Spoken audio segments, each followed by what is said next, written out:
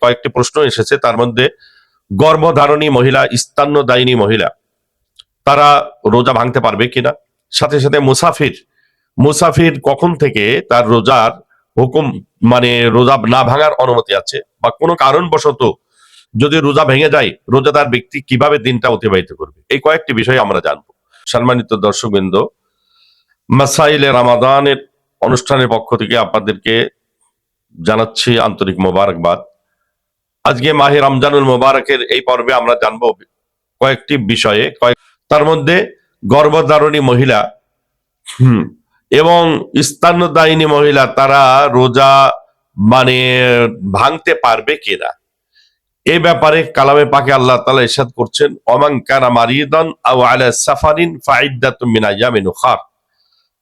যে ব্যক্তি অসুস্থ হয়ে পড়বে, পীড়িত হবে, অসুস্থ হয়ে যাবে, তার জন্য পরবর্তী দিন রোজা সে ওই ব্যক্তি রোজা ভেঙে রোজা পরবর্তীতে রাখতে পারবে। এই অসুস্থতার ব্যাখ্যায় তাফসীরের কিতাবের মধ্যে এসছে, যদি কোনো ব্যক্তি, কোনো মহিলা হামেলা অথবা সে মুরদিআ হয়, অর্থাৎ স্তন্যদায়িনী মহিলা, তার বাচ্চাকে দুধ পান করাতে হচ্ছে, গর্ভবতী মহিলা যে গর্ভের পরিপ্রেক্ষিতে তার পেটে বাচ্চা থাকার কারণে বাচ্চার উপরে সে আশঙ্কা করতেছে, এই ক্ষেত্রে তার জন্য রোজার ভাঙার অনুমতি আছে।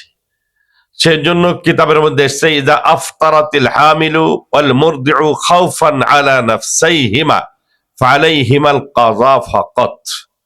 যদি স্তন্যদায়িনী মহিলা, গর্ভধারণী মহিলা তার প্রাণের উপরে আশঙ্কা করে যে রোজা রাখার কারণে তার জানের ক্ষতি হবে অথবা বাচ্চার ক্ষতি হওয়ার সম্ভাবনা আছে, বাচ্চা দুধ পাবে না, বাচ্চা কষ্ট পাবে, এই ক্ষেত্রে মুরদিআ অর্থাৎ স্তন্যদায়িনী মহিলা, অনুরূপভাবে গর্ভবতী মহিলা তার জানিনের উপরে, পেটে যে বাচ্চা আছে এই বাচ্চার উপরে যদি আশঙ্কা করে, তো এক্ষেত্রে সমস্ত উলামায়ে কেরাম এই ব্যাপারে একমত, ফালাইহিমাল কাযা ফাকাত ওয়া হাযা মাযহাবুল জামহুর।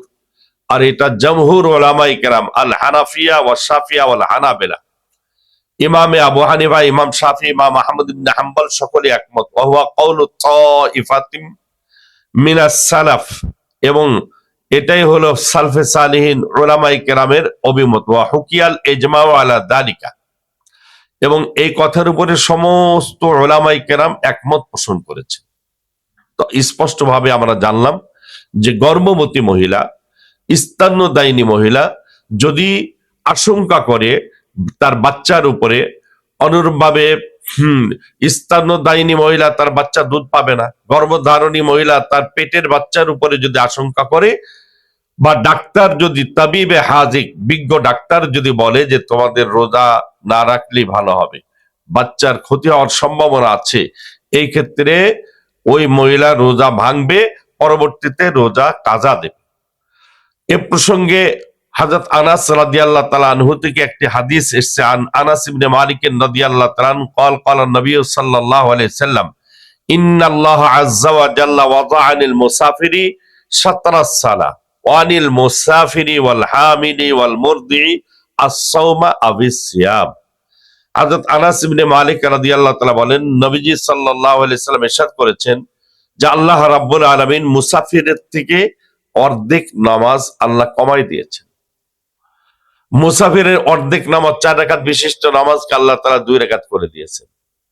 অনুরূপ ভাবে রাসূল করিম সাল্লাল্লাহু আলাইহি ওয়াসাল্লাম হামেলা, মুরদিআ, স্তন্যদায়িনী মহিলা, গর্ভবতী মহিলা, অনুরূপ মুসাফির এর জন্য রোজা না রাখাটার অনুমতি আল্লাহ তাআলা দিয়েছেন।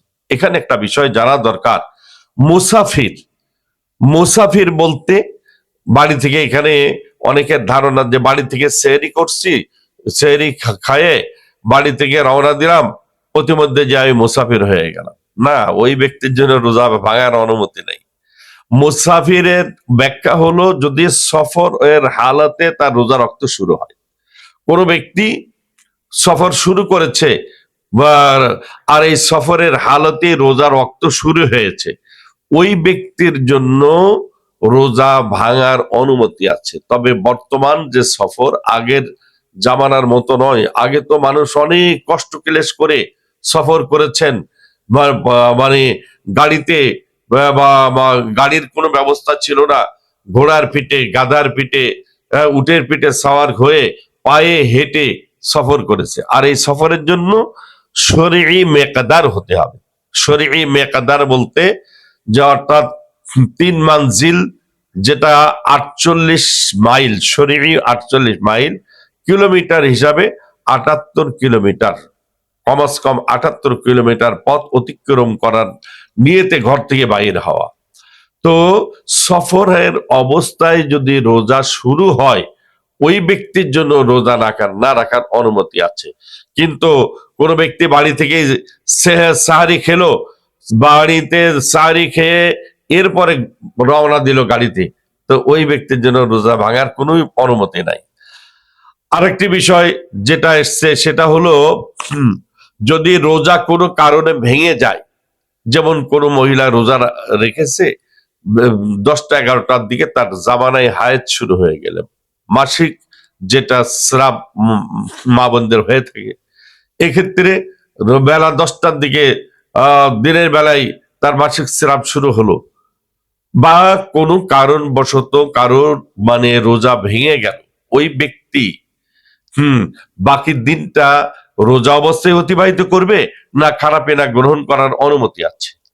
এ ব্যাপারে ওলামায়ে কেরাম, ওলামায়ে হানাফের সকলের একমত পোষণ করেছেন যে যদি কোনো ব্যক্তি এই অবস্থায় যে মানে রোজা কোনো কারণবশত ভেঙে যায়, বা কোনো মহিলার রোজা অবস্থায় জামানায় হায়েজ শুরু হয়ে যায়, রোজার অবস্থায় দিনের বেলায় দেখা গেল তার জামানায় হায়েজ শুরু হয়ে গেল, মাসিক স্রাব শুরু হয়ে গেছে, বাকি দিনটা সে রোজা আর ভাঙবে না, ওই দিনটা রোজা অবস্থায় থেকে যাবে, অর্থাৎ কোনো পানাহার করবে না, কোনো খানাপিনা করা যাবে না, এর থেকে বিরত থাকবে। তবে হ্যাঁ, ওই দিনের রোজাটা পরবর্তীতে সে কাজা দেবে।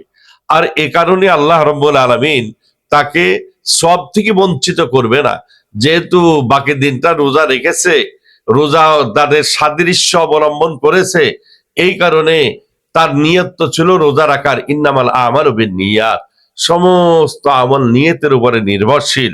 বান্দা যেহেতু রোজার নিয়ত করেছে, অতএব বাকি দিনটা সে রোজা অবস্থায় কাটাবে, আল্লাহ তার আমলনামায় রোজার সব দিয়ে দেবেন, কিন্তু ওই দিনের রোজাটা তার কাজা দিতে হবে। অনুরূপভাবে কোনো ব্যক্তির অনিচ্ছা সত্ত্বে হালকমের ভিতরে পানি চলে গেছে, উজু করতে যেয়ে অনিচ্ছা সত্ত্বেও গলার ভিতরে পানি চলে গেল, পেটে পানি চলে গেছে, রোজাটা ভেঙে গেল, এর কারণে সে বাকি দিনটায় আর পানাহার করতে পারবে না, খারাপিলা থেকে বিরত থাকবে। আল্লাহ তাআলা ওই দিন যে সে রোজা অবস্থায় কাটালো, আল্লাহ তাআলা আমলনামায় নেকি আর সওয়াব দান করবে, কিন্তু এই ব্যক্তির উপরে শুধুমাত্র কাজা ওয়াজিব, কাফফারা ওয়াজিব হবে না। কাফফারা ওই ক্ষেত্রে ওয়াজিব যদি ইচ্ছাকৃত কেউ রোজা ভাঙে, ইচ্ছাকৃত একটি রোজা যদি কোনো ব্যক্তি ভেঙে ফেলে, তো শরীয়তের মাসালা হলো ওই ব্যক্তি ফাআলাইহিল কাযা ওয়াল কাফফারা, ওই ব্যক্তির উপরে কাজা কাফফারা উভয়টা ওয়াজিব। অর্থাৎ ওই রোজার পরিবর্তে 30 মানে একটি রোজার পরিবর্তে একটি রোজা কাজা তো দিতেই হবে, আর সাথে সাথে ওই একটি রোজার কাফফারা হলো আরো 60টি রোজা। এই 60টি রোজা লাগাতার রাখতে হবে। যদি মানে রোজা রাখতে রাখতে দেখা গেল 50টা রেখে একটা ভাঙা পড়ে গেছে, আবারও তার পুনরায় লাগাতার 60টি রোজা রাখতে হবে। মাহে রমজানুল মোবারকের রোজার কত গুরুত্ব, অনেকে এই গুরুত্ব থেকে অবহেলা করে রোজা রাখে না। আল্লাহ রাব্বুল আলামিন মাহে রমজানুল মোবারকের এই গুরুত্বপূর্ণ দিনগুলিতে আমাদের জিকির, আজকার, তাসবিহ, তাহলিলের মাধ্যমে মাসলা মাসাইল জেনে আমাদের জীবন পরিচালনা করার তৌফিক দান করুক। আমিন। ওয়া মা আলাইনা ইল্লাল বালাগ।